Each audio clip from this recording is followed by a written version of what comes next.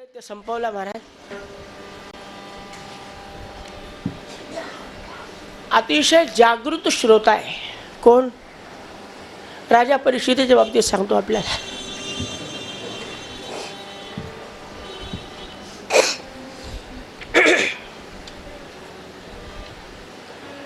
महाराज या सगळ्या देवदेवतांना उत्पन्न केलं, पण हिरण्याक्ष कसा उत्पन्न झाला ती कथा सांगितली नाही आपण. हा कोण होता हिरण्याक्ष, कसा उत्पन्न झाला, एवढी ताकद त्यात कशी आली की भगवान नारायणाला प्रत्यक्ष युद्ध करावं लागलं.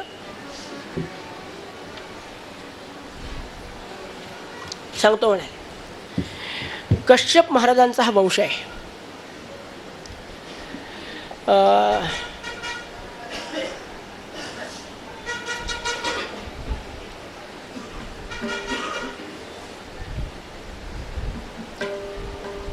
ब्रह्मदेवाच्या मनापासून मरीची ऋषी जन्माला आले आणि मरीचीचा पुत्र ज्याचं नाव आहे काश्यप. अहो इतका प्रजेचा विस्तार या काश्यपांचा झाला की लग्नामध्ये जर समजलं ना की आमकाचं गोत्र माहिती नाही, लावा काश्यप.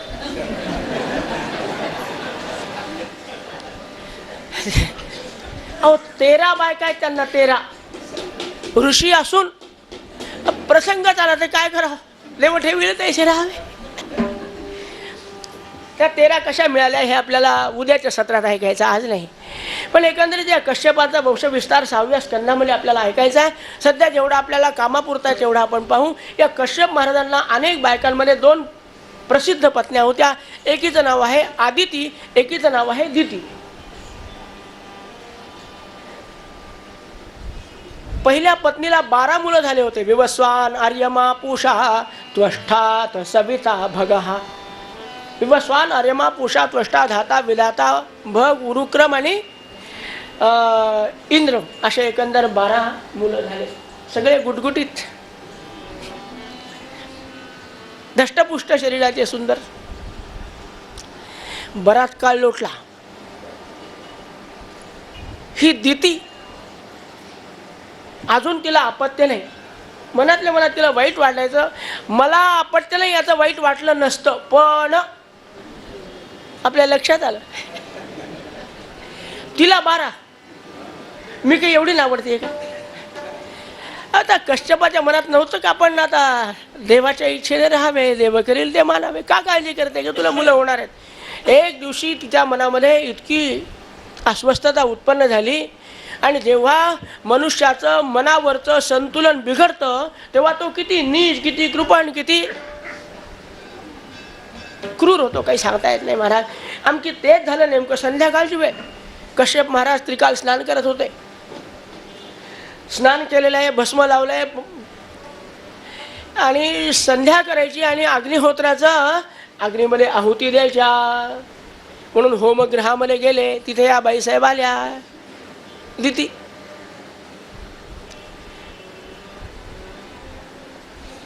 नेसलं असेल सवळं, लावला असेल भस्म, आपल्याला आपली मनोकामना आताच पूर्ण करायची.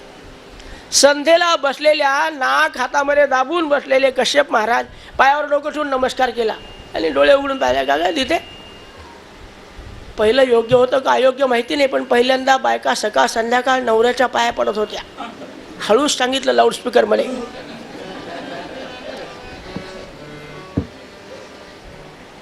त्यांची पत तशी होती, वाईट वाटून घेऊ नका. पत निर्माण केली तर त्या पाया पडतील आपल्या. त्यांना आपलं सगळं माहीत असतं, त्यामुळे त्या पाया पडत नाही. वर्षातून एकदा काय फायदा होणार यांच्या पाया पडून. पण दिती रोज पाया पडायची. म्हणाली तू रोज पाया पडते, पण ही आवेळी नमस्कार कसा केला? अजून तुळशी पुढे दिवा लावायचा, देवाचं दर्शन घ्यायचं आणि मग पतीचा नंबर लावायचा. हे काय म्हणले? म्हणाले महाराज दूनोति दूनाम विक्रम्य मतंग इव औषिजः. उन्मत्त झालेला हाती तो कुणीकडे जाईल, काय विचार करेल सांगता येत नाही. तसं माझं मन आज उन्मत्त झालंय. मला याच वेळेला तुमच्यापासून पुत्रप्राप्ती व्हायला पाहिजे.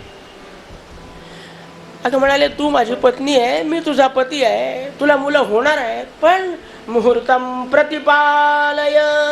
थोड्या वेळ काही मर्यादा सांभाळ. असं आहे, मला लोक प्रजापती कश्यप असं म्हणतात. आणि मोठ्या माणसांचं लहाने अनुकरण करत असतात. मी जर वेळेचं काळेचं बंधन पाळलं नाही तर पोरं सोरं काय म्हणतील, नाही का. यद्यदाचरति श्रेष्ठ तत्तदेवेतरो जनः सयत् प्रमाणं कुरुते लोकाः तदनुवर्तते. थोड्या वेळ थांब, तुला चांगली मुलं होणार आहेत. म्हणले तुमचं प्रवचन ऐकायसाठी इथे आले नाही. महर्षी व्यासाने फार सुंदर वर्णन केलं, पण आपण महाराजासमोर ते बोलू नये. इथं बंधन येतं खूप बोलायचं सांगायचं. शेवटी आमच्या कश्यप महाराजांचा नाईलाज झाला.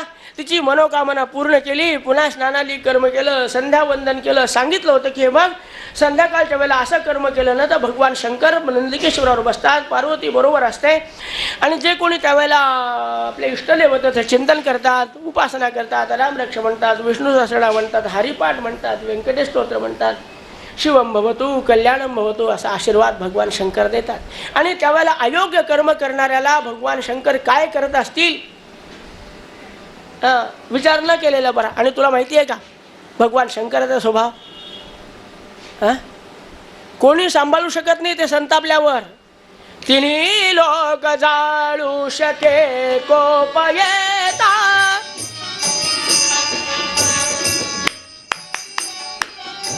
तिन्ही लोक जाळू शके कोप येता,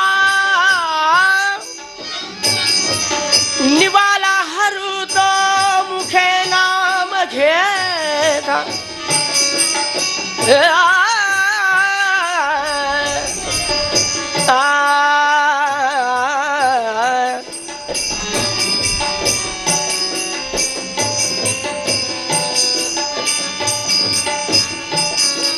तिन्ही लोक जाळू, तिन्ही लोक जाळू, तिन्ही लोक जाळू शके कोप ये.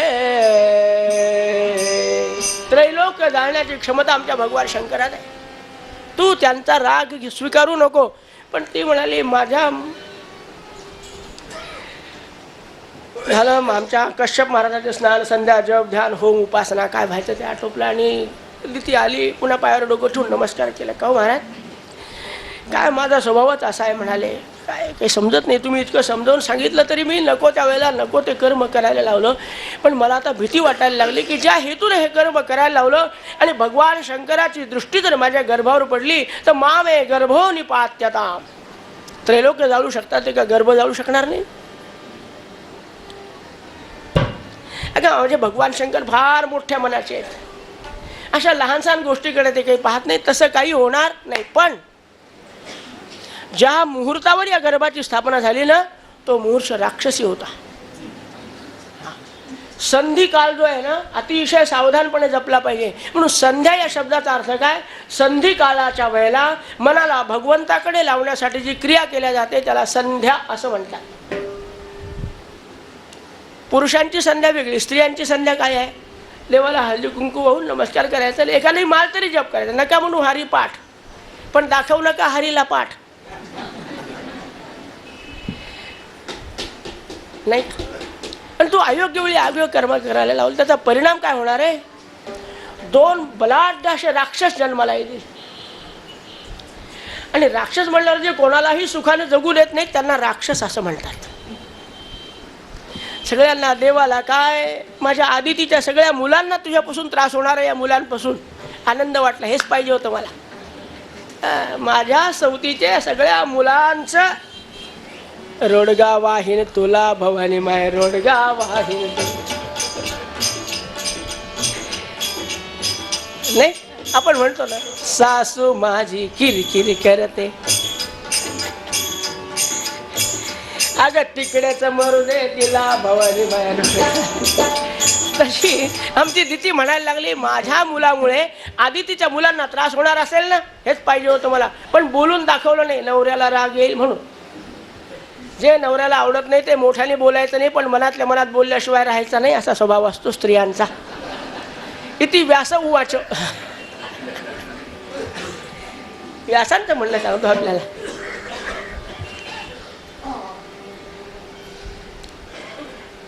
महाराज इतके बलाढ्य दैत्य म्हणून माझी मुलं जर जन्माला येणार आहे तर यांचं मरण कसं होणार? अगं जन्माला येऊ दे ना, पाहू ना आपण. नाही पण एक सहज विचारते तुम्हाला, काय भविष्यावर विश्वास असतो लोकांचा? अजून जन्माला यायचे, आत्ताशी स्थापना झाली. हे जन्माला केव्हा येणार? ते लहानचे मोठे केव्हा होणार? आणि त्यांच्या मरणाची पुण्यतिथीच्या तारीख कशाला? बारशाच्या आधी पुण्यतिथीची तारीख. पण नाही महाराज, मी तुमच्या पाया पडते, ते सांगाच मला त्यांचं मरण. म्हणजे माझं म्हणणं एवढंच आहे की मा क्रुद्धात ब्राह्मणाद विभो, माझ्या मुलांना ब्राह्मणाच्या शापाने मरण येता कामा नये. ज्यांना ब्राह्मणाच्या शापाने मृत्यू येतो ना, त्यांना लवकर सद्गती मिळत नाही. अगं काळजी करू नको, शापाने मरणार नाहीत. तुझ्या दोन्हीही मुलांना संपवण्यासाठी माझ्या नारायणाला अवतार धारण करावा लागेल. एक वेळेला त्याचं नाव नरसिंह पडणार आहे. आणि सध्या आता तो हिरण्याक्ष नावावर रूप धारण, वराह रूप धारण करून भगवान माझा वराह नारायण रूपाने विराजमान आहे. काळजी करू नको. आनंद वाटला, पतीला नमस्कार केला. पण मनातल्या मनात सारखे क्लेश आहेत की जाऊ द्या, आदितीच्या मुलाला त्रास देणार होतील, पण माझ्या पतीला बदनाम व्हावं लागेल. कोणाचे चिरंजीव? नाही, इकडे फिरत होते म्हणून सांगितलं. कोणाचे चिरंजीव? माझ्या पतीला बदनाम व्हायचं काम पडू नये, सारखी काळजी करते. आणि अशा मुलांना लवकर जन्माला द्यायचं नाही असं ठरवलं. आणि ठरवलं तसं करू शकत होती. शरीर तसं होतं बलवान. किती वर्ष ठेवलं माहिती का उदरामध्ये गर्भ? शांतारामजी शांतपणे ऐका. दधार वर्षांनी शतम, 100 वर्ष सांभाळल्या. त्या काळात असे डॉक्टर नव्हते आताच्या सारखे. आताचं काही बोलायचं नाही आपल्याला पुराण सांगायचं. पुराण पूर्वी काय घडलं ते सांगायचं. 100 वर्ष पण कोणी मध्यस्थी केली नाही. आणि 100 वर्षानंतर जेव्हा महाराज ती प्रसूत झाली, 2 बलाढ्य, आता 100 वर्षाचे लेकरं जन्माला आले, त्यांना लेकरू म्हणावं का? आता याच्यावर पहिला संस्कार कोणता करायचा? याला जर पाळण्यात टाकून नाव द्यायचं ठेवायचं असेल तर याच्या मापाचा पाळणा कुठे करावा? काय वर्णन आहे त्याचं? दिविस्पृशौ हेम किरीट वर्णौ. दिविस्पृशौ,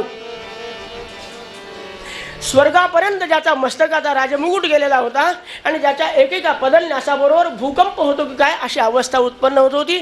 समुद्राच्या लाटा बदलत होत्या, मोठे मोठे पर्वत आपलं स्थान सोडत होते, भूस्खलन होत होतं एकेका पदन्यासाबरोबर. अशांना पाळणा कसा तयार करायचा? मग शेवटी त्यांचं तसंच नामकरण विधी केलं. एकाला सांगितलं की बाबा तुझं नाव मी हिरण्यकश्यपू ठेवतो, आणि दुसऱ्याचं नाव हिरण्याक्ष. ज्याच्या डोळ्याला फक्त पैसा दिसतो, बाकी काही नको. पैसा कसा मिळेल तो हिरण्याक्ष. किती असतील आपल्या अवतीभोवती पहा, सांगू नका. हिरण्यकश्यप दुसरा झाला. कशाला असे दैत्य जन्माला आल्यावर मायकडे बापाकडे पाहायला वेळ कोणाला आहे? एकमेकाकडे पाहायला आले. काय दादा काय करायचं? काही नाही म्हणाले, आपल्या आईची इच्छा पूर्ण करायची. एकाही देवाला सुखाने जगू द्यायचं नाही. का चांगला संकल्प आहे. संपूर्ण सृष्टी तुझ्या माझ्या ताब्यात आली पाहिजे. ठीक आहे म्हणाले, मग 2 भाग वाटून घेऊ. म्हणाले तू असं कर दादा, पूर्व दिशेला जा, मी पश्चिमेकडे पाहतो. कोण? हिरण्याक्ष पश्चिमेकडे आला. का?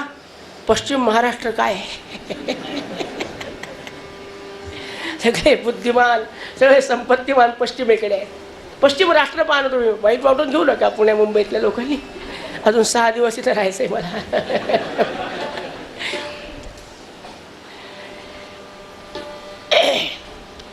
निघाला हा वरुणाकडे पश्चिमेला, आणि आमचा हिरण्यकश्यपू पूर्वेकडे गेला. इंद्राने पाहिलं वरूनच, बापरे एवढं मोठं धूळ. केवढा होता तो शरीराने आकाराने, वर्णन ऐकलं ना आपण. दिविस्पृशौ. अशा त्या हिरण्यकश्यपूला पाहिल्याबरोबर त्यांनी लगेच ब्रह्मदेवाला विचारलं का हे कोण आलंय आमच्याकडे? ते म्हणले यांचं नाव हिरण्यकश्यप. हे आपले कोण? तसे आपले भाऊच. तुम्ही आदितीचे आणि हे दितीचे, बाकी काही विशेष फरक नाही. हो पण म्हणले काय आकार उकार, म्हणाले तुम्हाला संपवायसाठी आलेले आहेत. पण मी काय करू, पळून जा. योग्य वेळी पळून गेले.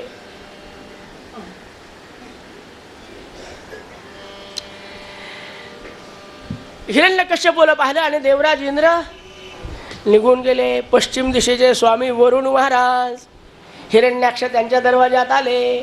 आता शरीरच एवढं होतं की कोणत्याही प्रवेशद्वारातून आत जाता येत नव्हतं. नाही तर यांनी विचारलं नसतं आत येऊ का, नाही गेले असते महाराज प्रत्यक्ष, पण जाताच येत नव्हतं. प्रश्न असा होता की मस्तक घातलं तर हातपाय बाहेर राहतात हिरण्याक्षाचे, मग जायचं कसं आतमध्ये.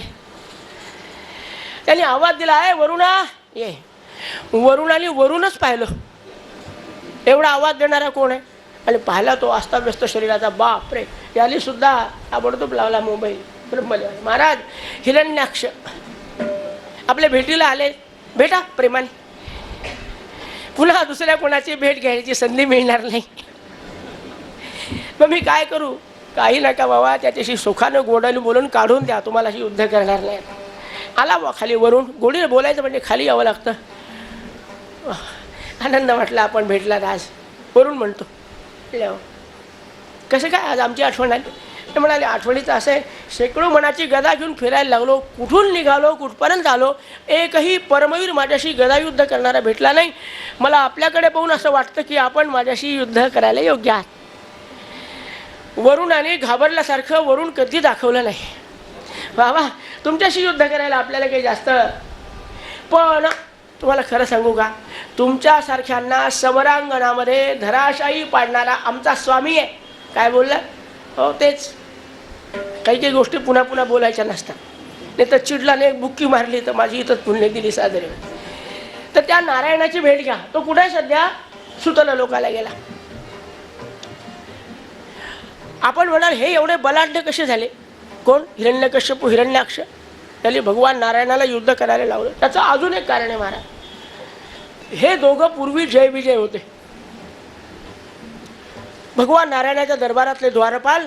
पण या सनत कुमारांमुळे त्यांना शाप मिळाला, राक्षस होऊन पडा. त्यांनी द्वितीय मातेचा आश्रय घेतला आणि हे दोन बलाढ्य ते जन्माला आले.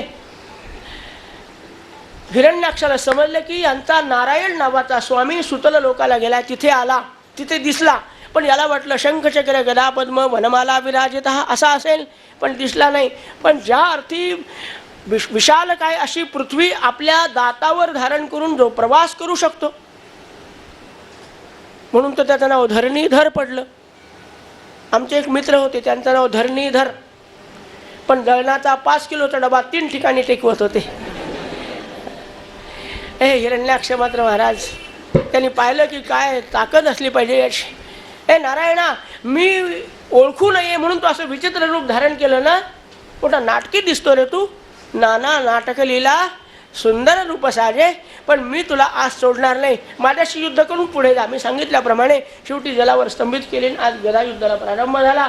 ब्रह्मदेव म्हणले की देवा, आणि आज भगवंताने सुदर्शन चक्र मारून हिरण्याक्षाला सद्गती देऊन टाकली. सद्गती नाही मिळाली, पुन्हा 2 जन्म घ्यावे लागले.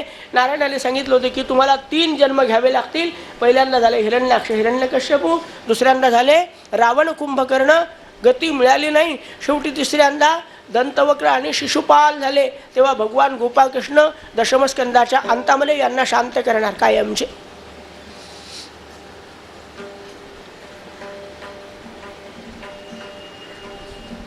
पृथ्वी जलावर स्तंभित केली. भगवान नारायणाची ब्रह्मदेवाने स्तुती केली आणि भगवान नारायण निघून गेलेले आहेत. सर्व देवांनी त्यांची स्तुती केलेली आहे. तोपर्यंत आमच्या मनु महाराजांची तपश्चर्या पूर्ण झाली. आपल्या पत्नीचं वर्तमान आले. आल्याबरोबर पितृदेवो भव,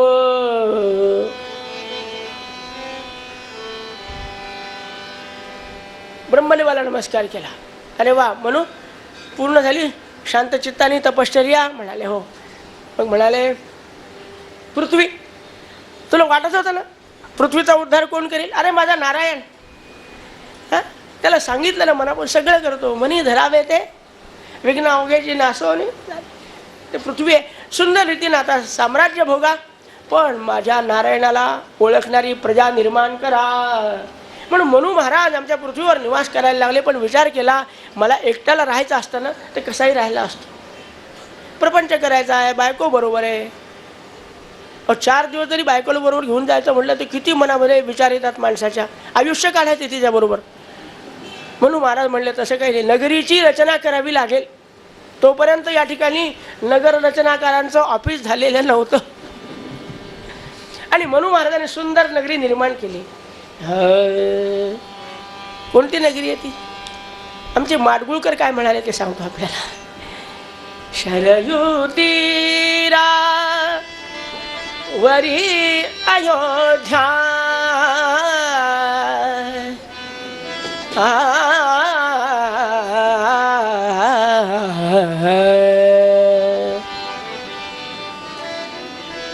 शरयू तीरा वरी अयोध्या मनु निर्मित नगरी.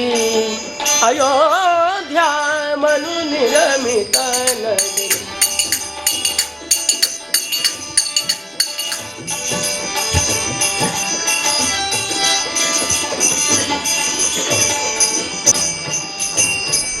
जानगरी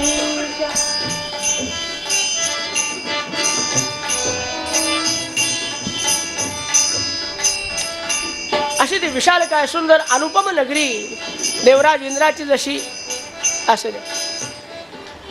राजधानी आहे ना त्या प्रकारे नगरी निर्माण केली. आणि मनू महाराज आपल्या पत्नी समवेत राहायला लागले.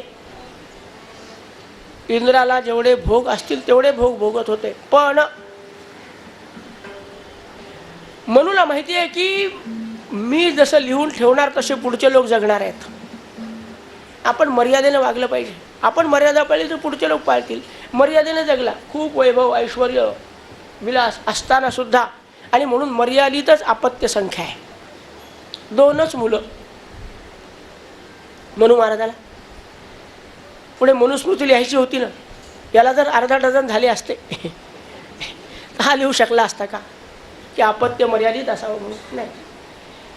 2 मुलं आणि 3 कन्या आमच्या मनू महाराजाला झालेल्या आहेत. उत्तानपाद आणि प्रियव्रत असे 2 मुलं आहेत. आकुती, देवहूती आणि प्रसूती नावाच्या 3 कन्या आहेत. आणि अशा रीतीने मनू महाराजांचा वंशविस्तार व्हायला प्रारंभ झाला. ब्रह्मांड रचनेची माहिती सांगायला लागले. विस्तार कसा झाला हे सांगावं म्हणून महाराज आकुती नावाची कन्या जी आहे ती रुची प्रजापती नावाच्या एका देवतेला दिल्या गेलेली आहे. प्रजापतीला त्याच्यापासून तुषित नावाच्या देवता जन्माला आल्या. त्यांचं काही विशेष कार्य नसल्यामुळे आपल्याला वेळ तिथे घालायचा नाही. आणि देवहूती नावाची जी द्वितीय कन्या आहे ती कर्दम प्रजापतीला देण्यात आली. हे कर्दम प्रजापती कोण तर ब्रह्मदेवाच्या छायेपासून निर्माण झालेले होते. बिंदू सरोवर नावाच्या सरोवराच्या ठिकाणी 13,000 वर्ष तपश्चर्या करण्याचा संकल्प करून अनुष्ठानाला बसलेले होते.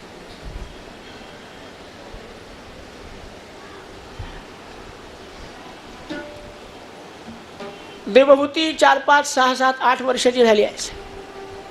एकदा नारद महाराज आले आणि नारदाने त्या देवहूतीला सांगितलं की हे बघ, आज न उद्या तुझं लग्नाचा विषय घरात निघेल, पण तुला सांगू का, असाच पती निवडला पाहिजे. म्हणजे त्या काळात सुद्धा आपला पती आपण असा निवडावा अशी पद्धत असली पाहिजे. सिद्ध होत आहे. तू पती निवड, पण कसा असावा की ज्याची पद भगवंताजवळ आहे. महाराज असे काही नावं सांगून ठेवा मग मी निवडेल. अगं तुला सांगतो एक अलौकिक नाव आहे, कर्दम प्रजापती. बरं का, 13,000 वर्षाची तपश्चर्या त्याचा संकल्प आहे. आज जवळपास 8, 9, 10,000 वर्ष झाले बघ. थोडे राहिले अजून. 40,000 आयुष्य होतं बरं का. म्हणून इतकी तपश्चर्या करत होती. पण भगवंताची पूर्ण कृपा त्याच्यावर, अष्टमहासिद्धी त्याला प्रसन्न आहेत बघ. असा पती केला ना तू, राजाजवळ काय वैभव असेल असं वैभव तुला भोगायला मिळेल. ऐहिक आणि पारलौकिक दोन्ही सुखाने तू समृद्ध होशील. तेव्हा त्या कर्दम प्रजापतीशिवाय कोणाशी लग्न करू नये असं मला तुला सुचवायचं आहे. नारद महाराज निघून गेले आणि कर्दम प्रजापतीचं सतत चिंतन आमची देवहूती करायला लागली. योग्य वेळ आली. मनू महाराजांनी लग्नाचा विषय काढायला प्रारंभ केला. 10-5 ठिकाणी सांगतो मनुष्य आमची मुलगी आता लग्नाची आहे, कर्तव्य आहे, लक्षात ठेवा. तोंडापुरतं का होईना सांगायची पद्धत आहे आपल्याकडे.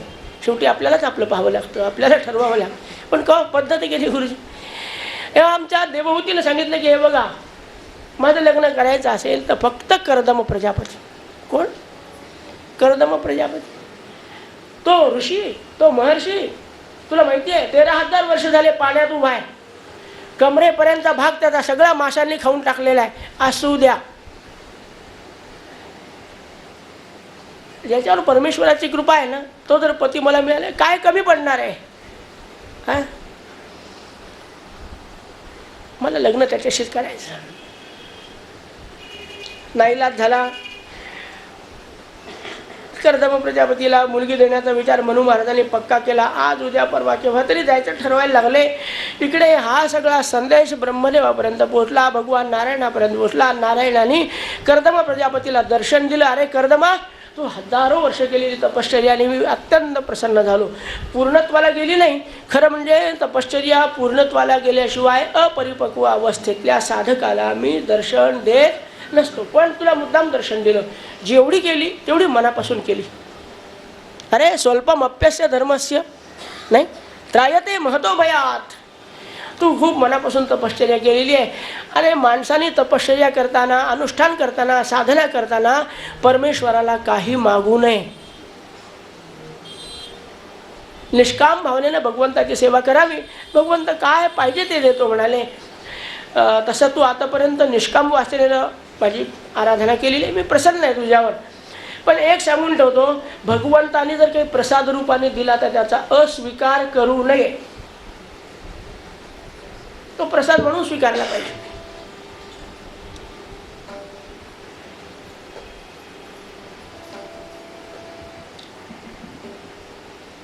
महाराज, ही कशासाठी आपण पूर्वपीठिका करायला लागला पाहिजे? अरे बाबा, आता काही दिवसामध्ये मनू महाराज येतील तुझ्याकडे. शतरूपा महाराणी समर्थवान त्यांची मुलगी आहे देवहूती.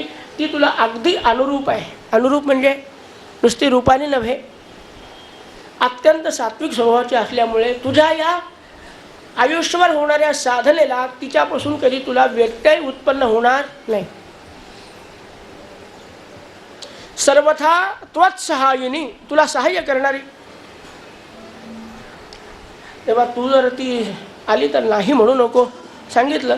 आणि बरोबर काही दिवसानंतर एक दिवशी आमचे कर्दम प्रजापती माध्यान्ह स्नानासाठी गेलेले आहेत. माध्यान्ह स्नान संध्या करून कंदमुळं फळं घेऊन यायला लागले. तो आकाशातून विमान आलं. विमानातून 3 जण उतरले. कोण? मनू महाराज, शतरूपा महाराणी आणि देवहूती उतरलेले आहेत. राजाने आमच्या कर्दम प्रजापतीने सुंदर स्वागत केलं. आश्रमामध्ये नेले, बसवलं, त्यांना आसनं टाकण्यात बसायला.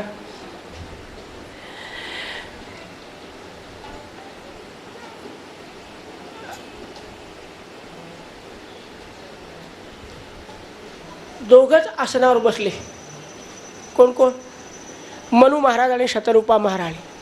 पण देवहूती बसली का आसनावर? पूर्वीच्या काळी वधू परीक्षेचे काही नियम असायचे. पूर्वीचं सांगतो, आता कशाहून परीक्षा पाहतात काही माहिती नाही आपल्याला. पूर्वीचं सांगायचं फक्त. देवहूतीने विचार केला, मी जर माझ्या पतीनं दिलेल्या आसनावर बसले तर कदाचित त्यांच्या मनामध्ये विचार येईल की लग्नाच्या आधीपासून मी आसन द्यावं आणि तिनं विराजमान व्हावं, असा जरीचा स्वभाव असेल. जय श्रीराम. आपल्या मनात खूप आहे कर्दम प्रजापती पती, पण आपला अस्वीकार झाला तर नाही, सावधान राहिलं पाहिजे. बरं, आसनावर बसले नाही, खाली बसले तर त्यांचा अपमान होईल. अपमानही न झाला पाहिजे. किती घाबरत होत्या पहिल्या स्त्रिया, घोळसर होत्या. तिने नुसता हात ठेवला आसनावर आणि खाली बसली. आनंद वाटला. कर वाह, क्या बात आहे. अशीच पाहिजे. लग्नाच्या आधी तरी मर्यादा पाळते, पुढे कमी झाली तरी चालेल, पण बरं आहे, बरं आहे. त्या मला करणार मंद करणं श्रेया. आणि विचारलं, महाराज कंदमुळं फळं खायला दिलेली आहे, व्यवस्थित फलाहार झाल्यानंतर आज इकडे कशी काय आलात? आमच्या आश्रमामध्ये आपण आलात. सांगितलं हेतू किंवा माझी मुलगी लग्नाची आहे.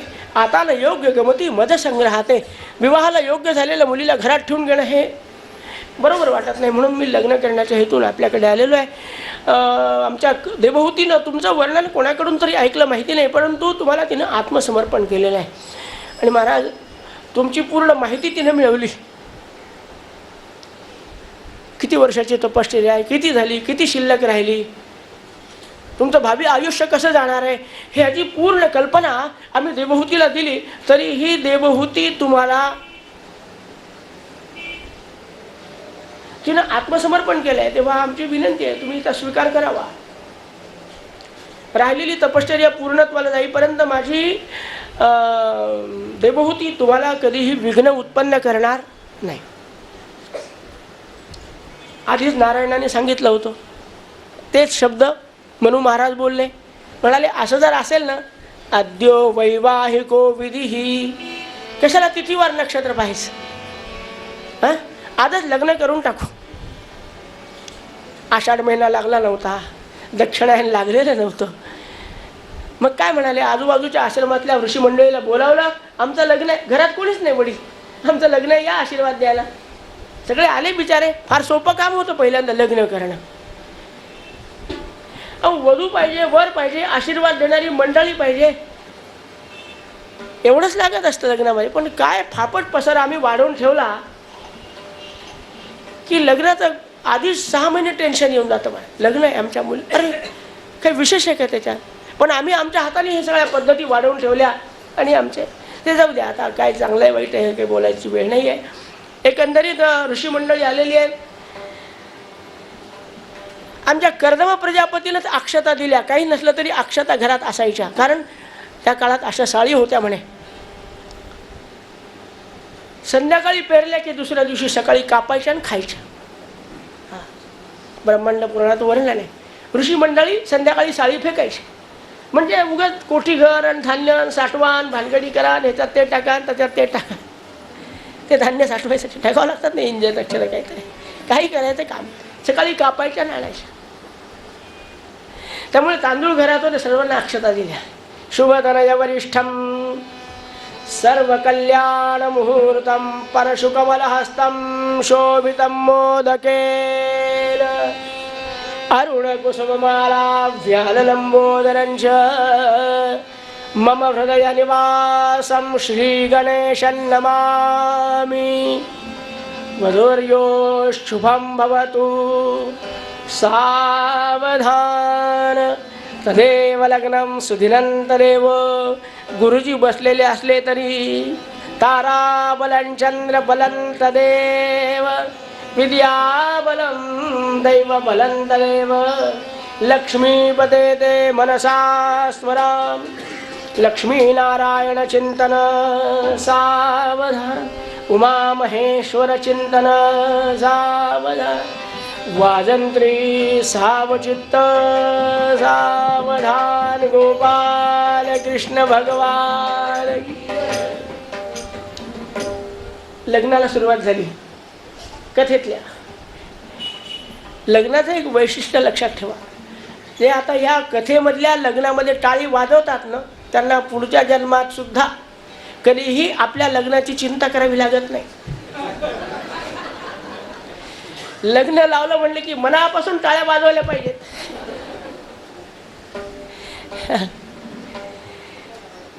नाही आता पुष्कळ लावायचे आपल्याला.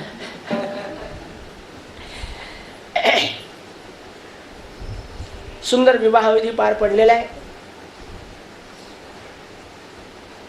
मुलीला काय मार्गदर्शन करावं, शतरूपा महाराणीने सुंदर मार्गदर्शन केलं की कसाही प्रसंग पतीवर आला तरी आपण त्याची अवहेलना स्वप्नात सुद्धा करू नये. आदर्श जीवन आपल्याला रामसीतेचं दिसतं. काय अवस्था होती हो. तिच्या माहेरी काय वैभव होतं नाही, सासरी काही वैभव कमी होतं का. पण पती बरोबर अरण्यात जायचं काम पडलं. पती 3-3दा म्हणतात, रामचंद्र अगं जानकी फक्त मला परवानगी दे. पण जानकी देवीने नाही परवानगी दिली. म्हणाले नाही महाराज, निरोप कसला माझा घेता जेथे राघव तेथे सीता. भजनी गाऊन लावला.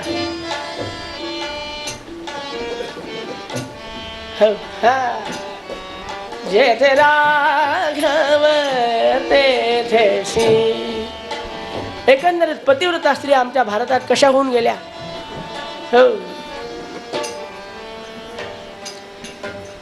मार्गदर्शन तसं असायचं.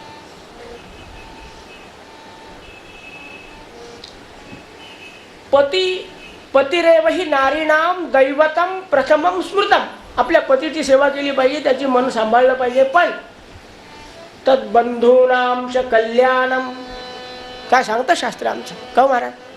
तद्बंधूनाम च कल्याणम तत्प्रजाचानुपोषणम.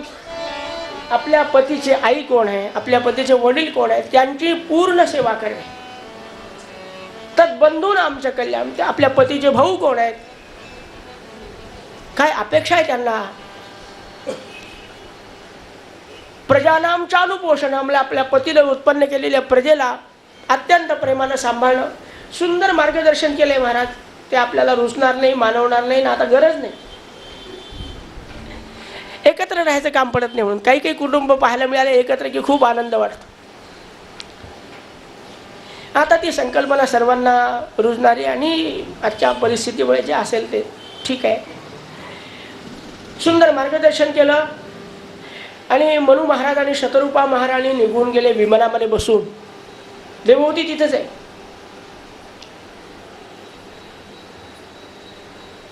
आपल्याकडे लग्न झाल्यावर काय शिंग फुटतात म्हणे, दिसत नसले तरी लग्न झाल्याबरोबर. पण दुसऱ्या दिवशी आमचे कर्दम प्रजापती साधनेला सुरुवात. सकाळी 5 वाजेपासून स्नानाला गेले, 7 वाजेपर्यंत ध्यान केलं, सूर्योदयाला अर्घ्य प्रदान केलं. जे हातात माळ घेऊन बसायचे 12 वाजेपर्यंत, डोळे उघडायचेच नाही. आपणही ध्यान करतो पण गॅसवर काही ठेवल्याचा आवाज आला की चहा झालाय का, म्हणजे डोळे उघडून पाहतो. कर्दम हाताला हात लावू द्या. लग्नात काय संकल्प केला होता. धर्मेच अर्थेच कामेच न अतिचरामे. कोणताही 4 पुरुषार्थापैकी एकच पुरुषार्थ असा जिथं बायकोची गरज नाही. आता गरज नाही 4थ्या पुरुषार्थात गेल्यावर. पण 3 पुरुषार्थापर्यंत धर्म अर्थ आणि कामामध्ये स्त्रियांची गरज असते. म्हणून त्यांना उजवीकडे घेतात धर्मकार्यात. स्त्रियांना आपल्याकडे पद्धत आहे उजवीकडे घ्यायचं. हात लावल्याशिवाय पाणी सोडू नका. अरे तू इथेच आहे का, आत्ता लक्षात आलं. याची किती वर्ष झाले लग्न होऊन दिसलीच नाही.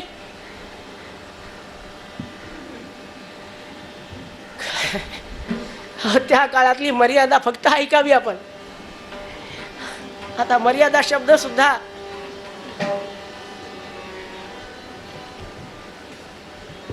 नंतर पाहू म्हणाले. हाताला हात लावा. चला. अनेन 13 सहस्रवर्षपर्यंत कृत अनुष्ठानाख्येन कर्मणा भगवान नारायण प्रियता लभवत सत्कृष्णार्पण वस्तु गोपाल कृष्ण.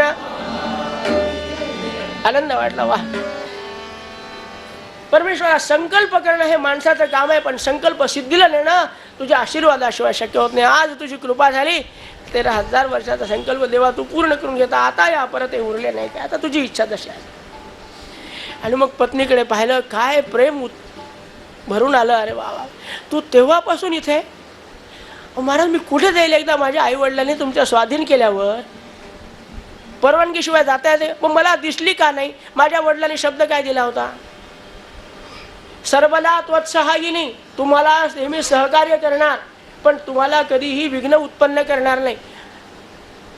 महाराज मी नुसतं तुम्हाला दूध आणून द्यायपुरती समोर आले असते ना तर तुम्ही म्हणले असते बैस ना थोड्या वेळ, अजून जपाला वेळ आहे.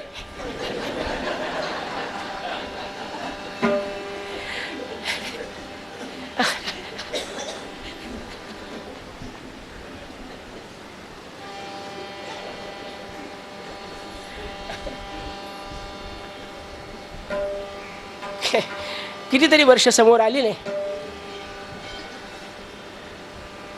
कर्दम म्हणजे आमच्या भारतीय संस्कृतीमध्ये कसे ऋषी होऊन गेले आपल्याला ऐकताना सुद्धा अनंत वेदना होतात. काय त्याग असला पाहिजे पूर्व ऋषी मुनींचा. उगाच लिहून ठेवलं नाही त्यांनी. त्यागेन एकेन अमृतत्व मानशु, उगाच लिहून नाही ठेवलं, करून दाखवलंय आम्हाला. आणि हे आम्ही याच्यातून काही शिकायसारखं आहे. नका 13,000 वर्षाचा संकल्प, आपण राहणारच नाही तोपर्यंत. पण रोज 13 माळाचा संकल्प करायला काही हरकत आहे की नाही? रोज 13 माळा महाराजांच्या समोर बसून डोळे घट्ट झाकून वाणी बंद करून जीभ न हलवता जप करील, कानाने ऐकेल. थोडा तरी मानसिक अभ्यास केला पाहिजे. असा संकल्प करायला काय हरकत आहे? आपण भागवताच्या श्रवणापासून का होईल. जर कर्दम प्रजापतीने इतका केला, न लागती साया असं जाणे वनांतरा, अव सुखे येतो घरा नारायण. तू मात्र इतकं मला सहकार्य केलं लग्नानंतर, म्हणजे मला आश्चर्यच वाटतं का. मग पावसाळ्यात कुठं बसत होती महाराज? तुम्ही ध्यानाला बसले की मी आश्रमाच्या मागे मी पण जप करत होते.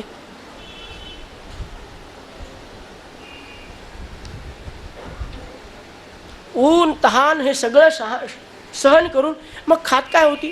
अहो मी काय खात होते यापेक्षा तुम्हाला जेवढं आणून ठेवत होते ना, तुम्हाला कधी वाटलं का आपण आपल्या पत्नीसाठी काही शिल्लक ठेवलं पाहिजे? मी चांगले चांगले फळं पाहून आणून ठेवत होते, तुम्ही अगदी कोरू खात होते सफरचंद, तर फळं माझ्यासाठी. पण मी तिच्यावर समाधानी राहायचं. सर्वीवर गाईचं दूध काढून आणत होते, जेवढं गिळेल तेवढं गिळत होतात तुम्ही. एवढं शिल्लक राहत होते तेवढे मी ग्रहण करत होते. पण तोच मी तुमचा प्रसाद म्हणून सहन करत होते सगळं राहिले. पण आता मात्र अनुष्ठान पूर्ण झालेलं. मला एक आनंद आहे की मी तुमच्या कार्यात कुठे विघ्न आणलं नाही. वडिलाला दिलेले शब्द, वडिलांनी तुम्हाला दिलेले शब्द पूर्ण केला. बस परमेश्वराची कृपा आहे. असाच आपलं आयुष्य साधनेमध्ये जावं एवढी अपेक्षा आहे. बापरे काय कमाल आहे. तसं नाही म्हणाले, मी तुझ्यावर खूप प्रसन्न आहे, काय पाहिजे ते सांग. काही नाही महाराज, सगळं अगदी पावलं. तुमच्यासारखा अधिकारी पती मिळाला, आनंद वाटला मला. आता काही मिळवायचं नाही, तोंडातून बोलू नको, खरं पोटातून सांग काय पाहिजे. शेवटी माहीत होतं कर्दम प्रजापतीला. तीन काहीतरी माग असं म्हणल्यानंतर मग देवहूती म्हणाली, महाराज खरं म्हणजे आता अवस्था राहिली नाही म्हणून मागत नाही. म्हणले काय झालं? 2000 वर्ष झाले लग्न होऊन आपले, अन्नाचं कण पोटात नाही. विहिणीच्या पंक्तीला जेवढं खाल्लं होतं तेवढंच, पुन्हा अन्नाचं कण पोटात नाही. त्यामुळे माझं शरीर आता काही क्षमतेचं राहिलेलं नाही आहे. जोपर्यंत देव ठेवील तोपर्यंत राहायचं, अन्यथा हरी हरी म्हणत राहायचं बस. ते म्हणाले नाही, तू माझी नाही, माझ्या हृदयामध्ये असणाऱ्या जनार्दनाची सेवा केली वाया जाणार नाही. पेरिले ते उगवते, सांग काय पाहिजे तुला, मनात ठेवू नको विचार. ती म्हणाली, महाराज काही नाही, पण स्त्रीच्या जीवनाला पूर्णत्व केव्हा येतं हे काय मी तोंडाने सांगायला पाहिजे का?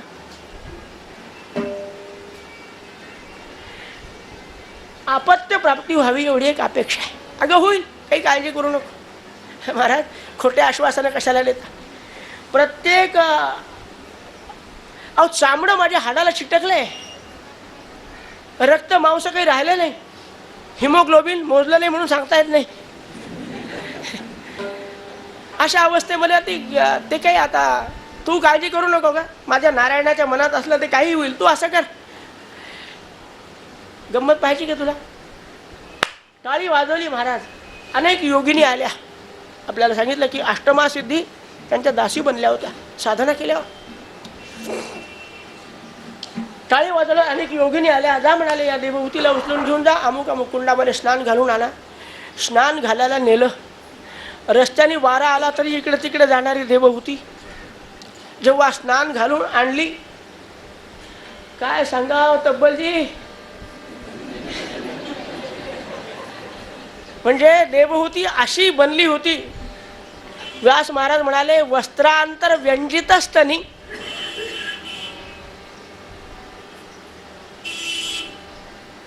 तरी कर्दम प्रजापतीला मोह आवरला नाही. म्हणाले, वा काय परमेश्वराने रूप दिलंय तुला. रतिहुनी सुंदर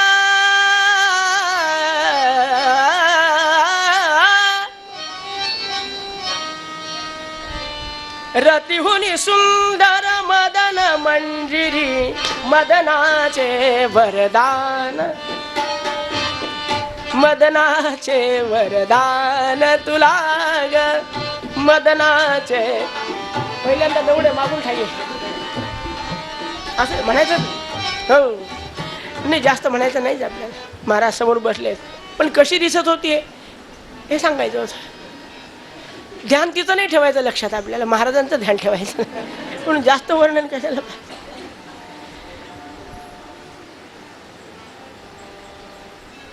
पुन्हा दुसरी टाळी वाजवली महाराज. शातकौंब परिच्छद, म्हणजे भगवंताची निष्काम वासनेने जरी सेवा केली तरी ऐहिक आणि पारलौकिक तो कसं देतो हे सांगायचं कथेत. बाकी काही सगळं फापट पसारा विसरून जा. भगवंताची कृपा झाल्यावर ऐहिक पारलौकिक दोन्ही सुखाचा अधिकारी जीव होऊ शकतो, न मागता सुद्धा. न मागे दयाची रमा होईल अशी आपल्याला हे खात्री पटावी भगवंताच्या आराधनेविषयी, म्हणून हे सगळे वर्णन व्यासांनी केलेलं आहे. शातकौंब परिच्छद म्हणजे 100 स्तंभांचं सुंदर विमान की ज्यामध्ये झोपाळे आहेत. हो हो, पंखे पण लावलेले होते त्याच्यात. आणि ते आकाशातून जात होतं ना, हवा बाहेरचीच हवा लागायची खूप. बाग बगीचे जेवढं काही ऐश्वर पृथ्वीवर आहे तेवढं त्या विमानात होतं. बसवलं देवहूतीला.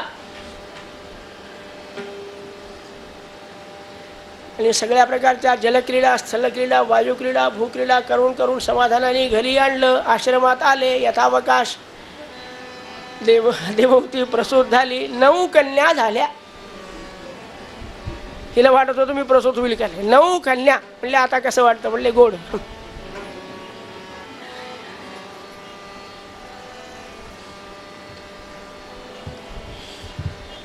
पण काही दिवस गेले, अशा त्या मुली लहानच्या मोठ्या व्हायला. अशा म्हणतात की लोहिलोत्पल गंधयः, त्या मुलींचं वर्णन आहे. कमळाच्या पाकळ्याप्रमाणे ज्यांच्या शरीराला सुगंध येत होता, तपपूत अंगी कांती असणाऱ्या कर्दम प्रजापतीची संतती आहे महाराज. हळूहळू कलेप्रमाणे मुली मोठ्या व्हायला लागल्या आणि आईला काळजी पडायला लागली. बाप निश्चिंत असतो असं बायांना वाटतं.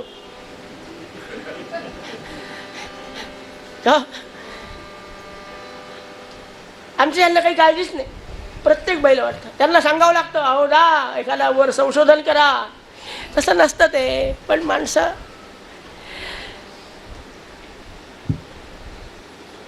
मनातल्या मनात आपल्या पतीला बोलू शकत नाही. पण क्षीण व्हायला लागली. हे कर्दम प्रजापतीच्या लक्षात आलं का की देवहूती काय कारण आहे. तू क्षीण व्हायला लागली, पहिल्यासारखी मोकळेपणाला बोलत नाही. तसं काही नाही महाराज, तसं काही काळजी करू नको.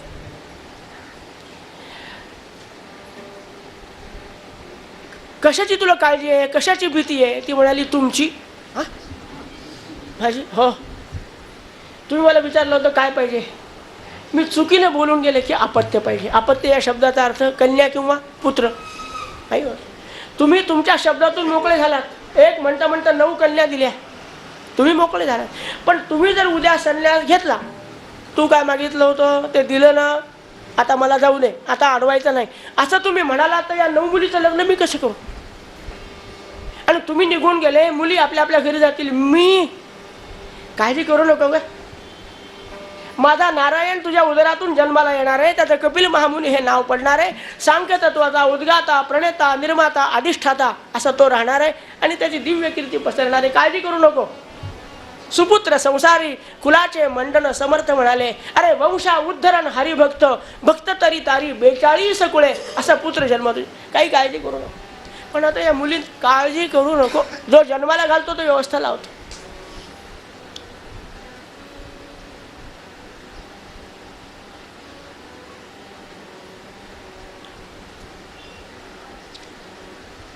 सकल जीवांचा करीतो सांभाळ. बोला.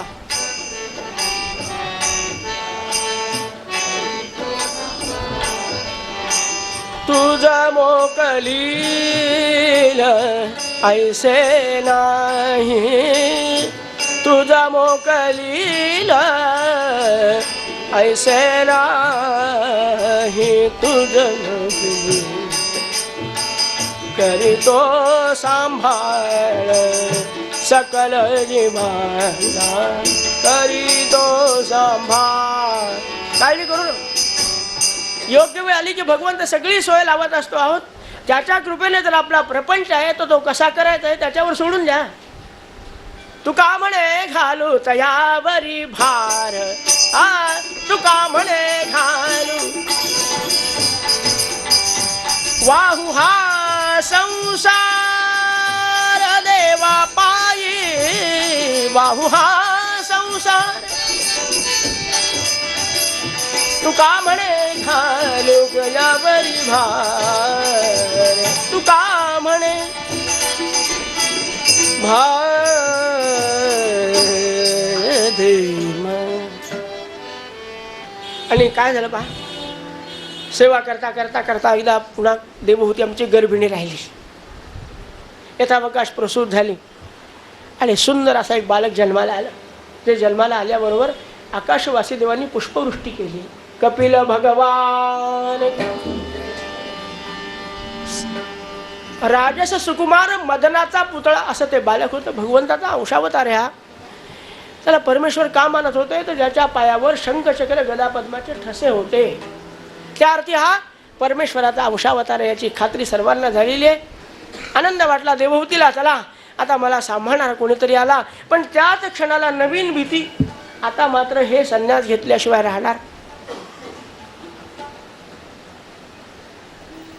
पतीचा स्वभाव माहिती होता. अलेपगत सर्वगतम वरेण्यम, प्रपंचात असून सुद्धा कमल दल जली जैसे. काय संत होते आमच्या पृथ्वी तलावर. आज संन्यास घेणार, उद्या संन्यास, सारखं मनामध्ये चिंतन आहे. कर्दम प्रजापतीच्या लक्षात आलं. म्हणाले अजून थोडी भगवंतानी एकदा ही प्रपंचातली काळजी संपवली. पण म्हणायचं नाही भगवंताला, त्याला दिसतं ना सगळं. सहस्त्र शीर्षा पुरुष हा जर तो आहे नाही, सहस्त्र अक्ष जर त्याला आहेत तर त्याला माझ्या प्रपंचातल्या आडी अडचणी समजत नाहीत का? काही सांगायचं काम नाही. आणि एक दिवशी काय झालं, माध्यान्ह काळ, भोजनाला बसायची वेळ आणि आले व आहे महाराज. कोण? ब्रह्मदेव. बरोबर 9 मुलांना घेऊन आले. 10व्याला आणलं नाही. 10वे नारद महाराज, त्यांना नाही आणले. 9 मुलांना घेऊन आले. आता कर्दम प्रजापतीच्या मनात काहीच नाही, पण आमच्याकडे अतिथी देवो भव ही संकल्पना आहे.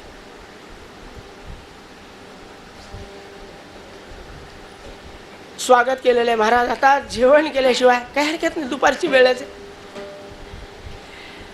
भोजन झाल्यावर मग विषय म्हणला, आज आपण आमच्या आश्रमात अगदी न निमंत्रण देता आलात, काही पुढच्या कार्यक्रमाला चाललात का?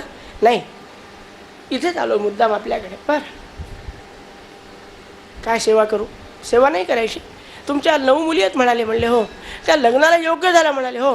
मग आता करायचं असेल लग्न? म्हणले हो. मग माझे हे 9 मुलं कसे वाटले?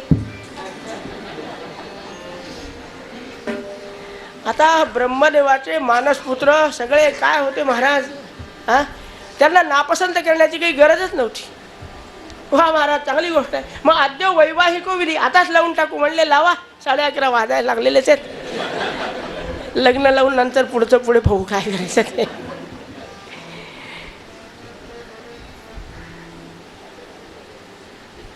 शुभतनय वरिष्ठम सर्वकल्याण मुहूर्तम परशुकमल हस्तम शोभितम मोदकेन अरुण कुसुममाला व्याललंबोदरंच मम हृदय निवासम श्री गणेशं नमामि. लक्ष्मीनारायण चिंतन सावधान उमामहेश्वर चिंतन.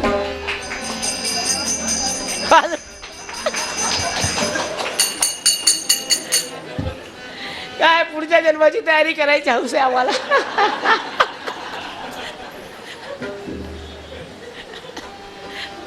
अवघड असत. नातू झालेले सुद्धा टाळ्या वाजवायला.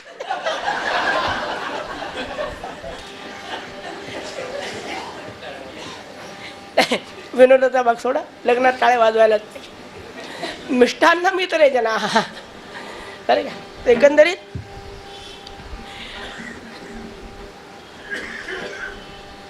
आपण आपल्या प्रपंचाचा भार जर खरोखर परमेश्वरावर व्हायला तर कसा चुटकी सरसा प्रपंच गोड करून टाकतो. 9 मुली ब्रह्मदेवाच्या 9 मानसपुत्रांना देऊन टाकल्या. सगळे संस्कार पार पडले आणि ब्रह्मदेव आपल्या मुलांना घेऊन आपल्या सुनांना घेऊन निघून गेले. देवहूती आणि कर्दम प्रजापती आश्रमात राहिलेले आहेत. कपिल महामुनी आहेत.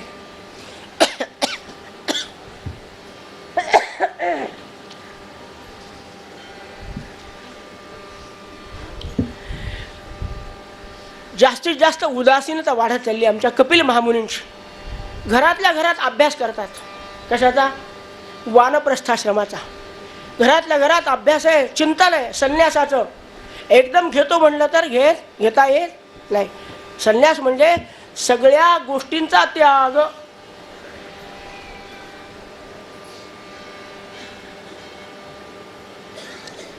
एकदम होतो का त्याग? साधी तंबाखू सोडायची असली ना सखाराम पंत किती वर्ष लागतात?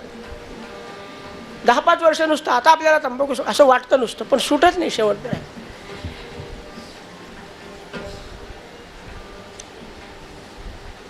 आणि एक दिवशी मात्र ते देवहूतीला बोलले, देवहूती हे बघ काय परमेश्वराची कृपा आहे. काहीच नव्हतं, एकटाच होतो, पण लग्न झालं आपलं, मुलं बाळा झाले, काय मुलींचे लग्न झाले, सुंदर जावई मिळाले. कोणी नावं ठेवायसारखा नाही. जावई कोणाच्या कृपेने झालं? त्याच्या कृपेनं. मुलगा पाहिजे होता, मुलगा झाला. आणि तो कसा आहे? अलौकिक आहे. आता काय राहिलं मला सांग. त्याच्या लक्षात आलं की महाराज संन्यासाचा विचार करायला. पाय घट्ट धरले महाराज, असं मला सोडून हे बघ म्हणाले, तुला आधीच सांगितलं होतं. ज्याच्या जीवनाचा पूर्वार्ध तसाच उत्तरार्ध भगवंताच्या चिंतनात जातो ना, त्याच्या मधल्या जीवनामध्ये झालेल्या सगळ्या पापांचं दुराचारांचं परिमार्जन आपोआप होतं. पूर्वार्ध आणि उत्तरार्ध चांगला असला पाहिजे. आणि म्हणून कौमारमाचरेत प्राज्ञः धर्मान भागवत. बाल्य अवस्थेमध्ये त्यांना संस्कार चांगले घडले ना. परवा आरतीला बसलेला हा पाहिला आणि सुंदर पद अभंग वगैरे म्हणाले. संस्काराचा परिणाम मुद्दाम शिकावं लागत नाही. चांगल्या संस्कारात जे लहानचे मोठे होतात ना, आपोआप उत्तरार्धामध्ये त्यांना वाटतं की नाही आपण लहानपणी कसं गेलं, आजोबा काय सांगत होते, वडील काय सांगत होते, आणि त्याप्रमाणे पुन्हा मूळ पदावर गाडी येते. आणि तो जीव भगवंताच्या चिंतनात लागला की त्याला दिव्य अवस्था प्राप्त होते. तेव्हा देवहूती आता मात्र अरण्यात मला जाऊ दे. पण महाराज मी एकटी नाही, तुला काय सांगितलं, हा दिसतो लहान 5 वर्षाचा वाटतो, पण हा बाल नाही बरं का, हा खरा ज्ञानी आहे. ज्ञानाचं वयावर काही अवलंबून असतं हो. नाही, ज्ञानेश्वर महाराज कितव्या वर्षी ज्ञानेश्वरी लिहिली, उपजतच ज्ञान असतं त्यांच्याजवळ. तू काळजी करू नको, तुला वाटेल त्या प्रश्नाचे उत्तर द्यायला हा आपला कपिल समर्थ आहे. आता मला अडवू नको. तुझी परवानगी घेतल्याशिवाय संन्यास घेता येत नाही, ही माझी अडचण आहे. मनापासून मला निरोप दे. नाईलाज झाला, पायावर डोकं ठेवलं आणि कपिल महामुनी पुन्हा आश्रमात गेले नाही. एक उपरणं खाली गुंडाळलेलं आहे, एक खांद्यावर टाकलं. गोविंद हरे गोपाल हरे राधा रमणू गोविंद हरे.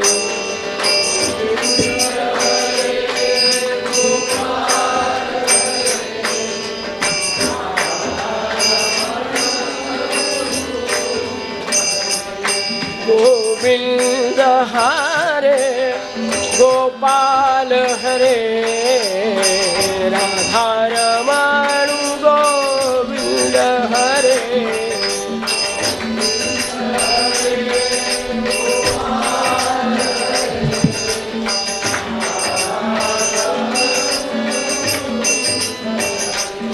राधा रमणू गोविंद हरे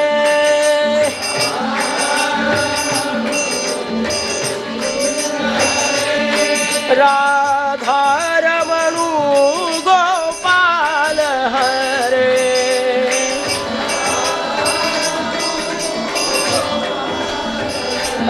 गोविंद हरे गोपाल हरे राधा रमणू गोविंद हरे.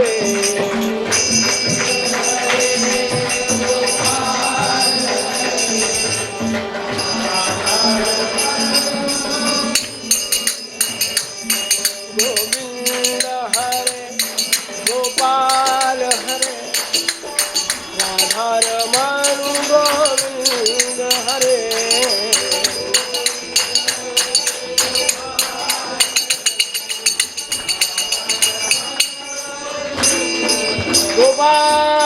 कृष्ण भगवान की जय. एकंदरीत कपिल महामुनींनी ग्रहत्याग केला, अरण्यामध्ये निघून गेले. देवहूती मात्र रोज पतीच्या चिंतनामध्ये अधिकच उदासीन व्हायला लागले. खरं म्हणजे परमार्थाला ही अवस्था समर्थांची अपेक्षा आहे. उदासीन हे वृत्ती जीवी धरावी आणि मग अति आदरे सर्व सेवा करावी, अशी अवस्था उत्पन्न व्हावी. ती आमच्या देवहूतीची झालेली आहे. रोज आपली आई क्षीण होते आणि जेव्हा जेव्हा ज्या ज्या वस्तूकडे पाहून आपल्या पतीची आठवण व्हायची ना, डोळ्यातून अश्रुधारा व्हायच्या. कपिल महामुनीला ते अवघड वाटू लागलं. एक दिवशी आईला बसवलं, आई पैस बरं जवळ तू माझ्या, तू सारखी रडत असते ना, मला मोठं वाईट वाटतं बघ, काय पाहिजे तुला मला सांग ना जरा, मी काही मदत करू शकतो का तुला. आता देवहूतीला ही वेळ बरोबर आलेली आहे. मी न विचारता त्यांनी मला सांगायला प्रारंभ केला. आपण आता त्याच्याकडून खरं तत्वज्ञान ऐकलं पाहिजे. हा पुत्र नाही, पुत्ररूप आणि परमेश्वर आहे. संकोच न करता नमस्कार केला पाहिजे. पायावर डोकं ठेवून नमस्कार केला. म्हणाले, अरे बाळा, निर्विण्णा नितराम भूमन असद इंद्रिय दर्शनात येन संभाव्यमानेन प्रपन्नानम तम प्रभो तस्य त्वं तमसोन्धस्य दुष्पारस्याद्यपारगम सच्चक्षुर्जन्मनामन्ते लब्धम मे त्वद अनुग्रहा. हे भगवंता, तू पुत्र असला तरी माझा परमेश्वरच आहे. माझ्या पतीने सांगितलं म्हणून निसंकोच तुला सांगते. अरे माझ्या पतीनं मला तृप्त करण्यासाठी विमानामध्ये बसवलं. देवांचे, दैत्यांचे, मानवाचे, दानवांच्या सगळ्यांच्या उद्यानामध्ये बसवून सगळ्या हौशी फिरवल्या. परंतु माझी आजची अवस्था जर तू विचारशील, निर्विण्णा नितराम भूमन असद इंद्रिय दर्शनात, असत असणारे इंद्रिय आणि त्याद्वारे विषयभोग तेही असत आहेत. परंतु त्यांची एवढी सवय लागली की ते वाईट आहे असं समजून सुद्धा मला ते भोगण्यासाठी सारखी तळमळ आहे. अरे बाळा, नरकातला किडा जसा बाहेर काढावा पण तो पुन्हा नरकात जाण्यासाठी धाव घेतो ना, तरी इतके विषयाचं सेवन केलं पण विषयाने मन अजून तृप्त झालं नाही. शरीर वृद्धत्वाकडे कलायला लागलं पण मन अजून चिरतरुण आहे. अजून विषयाचं सेवन करावं वाटतं, इंद्रियांचे भोग भोगावे वाटतात. हे माझं कसं कमी होईल? ज्या पतीची मी पत्नी आहे त्याने ऐन तारुण्यामध्ये सुद्धा तपश्चर्या केली, वृद्धापकाळही तपश्चर्याला निघून गेला. मी मात्र विषयात असत अडकलेले आहे. त्या विषयातून मी दूर कशी जाईल? त्यांच्यासारखी माझी मानसिक अवस्था कशी होईल हे सांगशील का मला? ते म्हणाले, सांगतो, पण दुपारी 4 वाजता.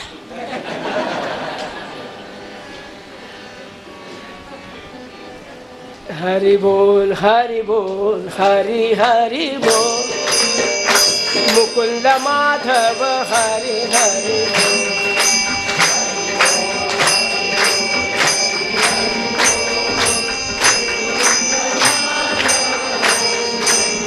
हरि बोल हरि बोल हरि बोल हरि हरि बोल मुकुंद माधव हरि हरि बोल.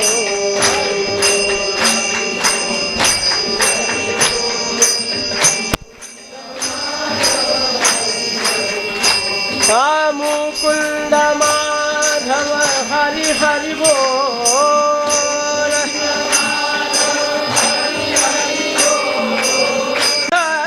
हरि हरि बोल मुकुंद माधव हरि हरि बोल हरि बोल हरि बोल हरि बोल हरि हरि बोल मुकुंद माधव हरि हरि बोल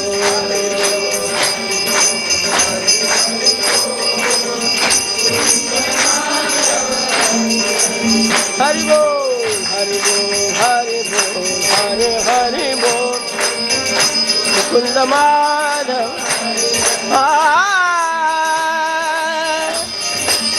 हरि बोल हरि बोल हरि